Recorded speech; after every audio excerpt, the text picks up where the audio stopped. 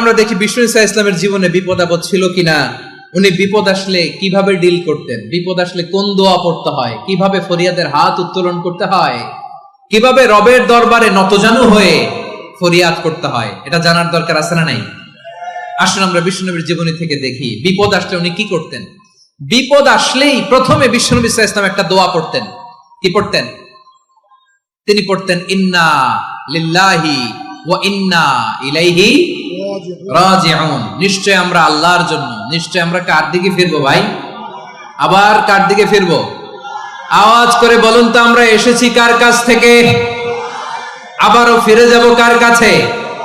এজন্য বিষ্ণুই পড়ছেন ইন্না লিল্লাহি ওয়া ইন্না ইলাইহি রাজিউন। নিশ্চয় আল্লাহর জন্য, ওই আল্লাহর দিকেই আমরা ফিরে যাব।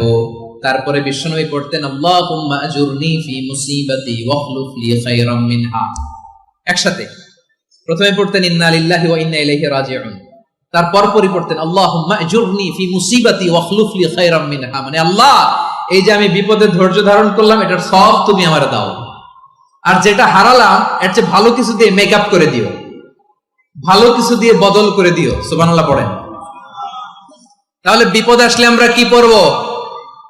কথা বলেন।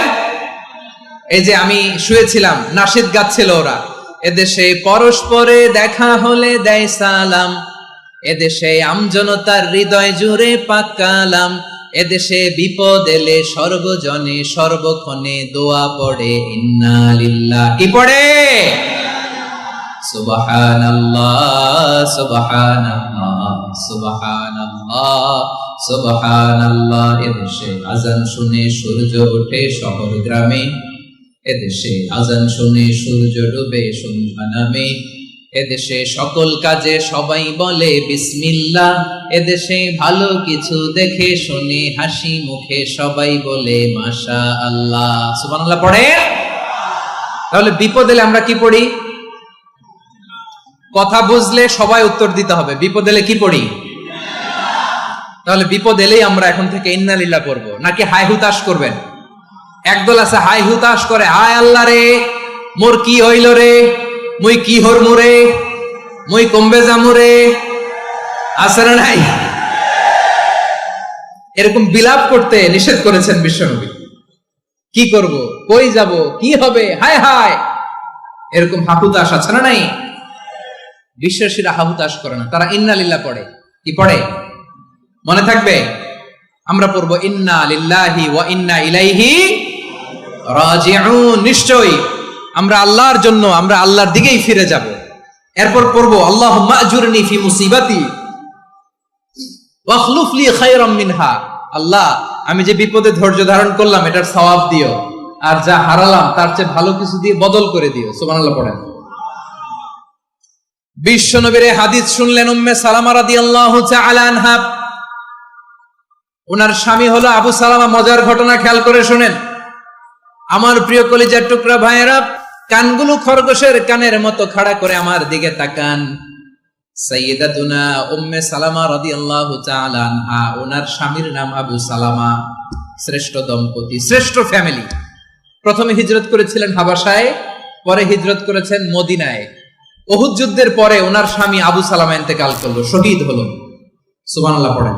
যখন আবু সালামা ইন্তেকাল করলো, উম্মে সালামা রাদিয়াল্লাহু তাআলা আনহা কেঁদে কেঁদে হয়রান। আর নবীর শিখানো বাণী অনুযায়ী তিনি বারবার পড়ছিলেন ইন্না লিল্লাহ। কি পড়ছিলেন?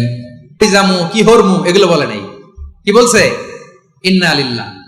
যেহেতু বিশ্বনবী বলেছেন কেউ যদি বিপদের প্রথম ধাক্কায় পড়ে ইন্না লিল্লাহি ওয়া ইন্না ইলাইহি রাজিউন, আল্লাহুম্মা আজুরনি ফি মুসিবাতি ওয়াখলুফ লি খায়রাম মিনহা, তাহলে এই বিপদে যে সে যা হারালো তার চেয়ে শ্রেষ্ঠ কিছু দিয়ে আল্লাহ তার বদল দিয়ে দিবে। এই হাদিস শুনে উম্মে সালামা রাদিয়াল্লাহু তাআলা আনহা ওনার প্রাণ প্রিয় স্বামী আবু সালামার ইন্তেকালের পরে চোখের পানি ছাড়ে আর পড়ে ইন্না লিল্লাহি ওয়া ইন্না ইলাইহি রাজিউন, আল্লাহুম্মা আজুরনি ফি মুসিবাতি ওয়াখলুফ লি খায়রাম মিনহা। বারবার এই দোয়া পড়ে চোখের পানি ছাড়ে, এই দোয়া পড়ে চোখের পানি ছাড়ে, আর মনে মনে বলে আবু সালামার মতো ভালো মানুষ মদিনাতে নাই, আবু সালামার চেয়েও ভালো মানুষ মদিনাতে নাই। তার চেয়ে ভালো মানুষ কি করে আল্লাহ তাআলা আমারে দিবে, তার চেয়ে ভালো মানুষ তো আমি মদিনাতে দেখি না। চোখের পানি দিয়ে বুক ভাসায় আর নবীর হাদিসের উপর আমল করে পড়ে ইন্না লিল্লাহি ওয়া ইন্না ইলাইহি রাজিউন, ইন্না লিল্লাহি ওয়া ইন্না ইলাইহি রাজিউন। পড়তে পড়তে চোখের পানি ছাড়ে আর চিন্তা করে বিশ্বনবী বললেন, এই দোয়া পড়লে যেটা হারালাম তার চেয়ে ভালো কিছু দিয়ে আল্লাহ পুরস্কার দেয়। আবু সালামার চেয়ে ভালো মানুষ মদিনার মধ্যে আর কে হতে পারে? কি আজীব তামাশা, কি অবাক করা ঘটনা। কিছুদিন পরে দেখা গেল সাইয়্যিদুল মুরসালিন রাহমাতাল লিল আলামিন স্বয়ং বিশ্ব নবী উম্মে সালামাকে বিয়ের প্রস্তাব পাঠিয়েছে। স্বয়ং বিশ্ব নবী উম্মে সালামা রাদিয়াল্লাহু তাআলা আনহাকে বিয়ের প্রস্তাব পাঠিয়েছেন। উনি রাজি হয়ে গেলেন, বিয়ে হয়ে গেল, উনি হয়ে গেলেন উম্মুল মুমিনিন, আমাদের মা, পুরো মুসলিম উম্মার মা। চিৎকার করে বলেন আল্লাহু আকবার। তাহলে আমার প্রাণপ্রিয় ভাইয়েরা, বিপদে পড়লে আমরা পড়বো ইন্না লিল্লাহি ওয়া ইন্না ইলাইহি রাজিউন, আল্লাহুম্মা আজুরনি ফি মুসিবাতি ওয়া খলুফনি খায়রাম মিনহা। পড়বেন? পড়বেন না? যারা যারা বিপদ আসলে এই দোয়াটা পড়বেন এখন থেকে আওয়াজ করে ইনশাআল্লাহ বলেন। যা হারাইছেন তার চেয়ে শ্রেষ্ঠ জিনিস দিয়ে বদলা দিবে কে? বিশ্বাস হয়? একটু সন্দেহ লাগে মনে হয়, একটু সন্দেহ আছে? যাদের বিশ্বাস হবে তাদের কি আল্লাহ উত্তম বদলা দিবে, ঠিক কিনা বলেন? তাহলে বিপদে পড়লেই প্রথমে আমরা এটা পড়বো। দোয়াগুলো যদি এখন মুখস্থ না হয়, এই যে রেকর্ডিং হচ্ছে, পেয়ে যাবেন, কালকেই পেয়ে যাবেন। শুনে শুনে মুখস্থ করবেন। আমার মায়েরা, আমার বোনেরা, আপনাদের জন্য 3টি মাঠের অ্যারেঞ্জমেন্ট করা হয়েছে, আমি জানি। আপনারা এই দোয়াগুলো পড়বেন, আপনার স্বামীকে শেখাবেন, সন্তানকে শেখাবেন, আপনার পুরো পরিবারটাকে জান্নাতের টুকরো বানিয়ে দিবে কে? তাহলে বিপদ আসলে প্রথমে কি পড়তে হবে এটা জেনে গেলাম।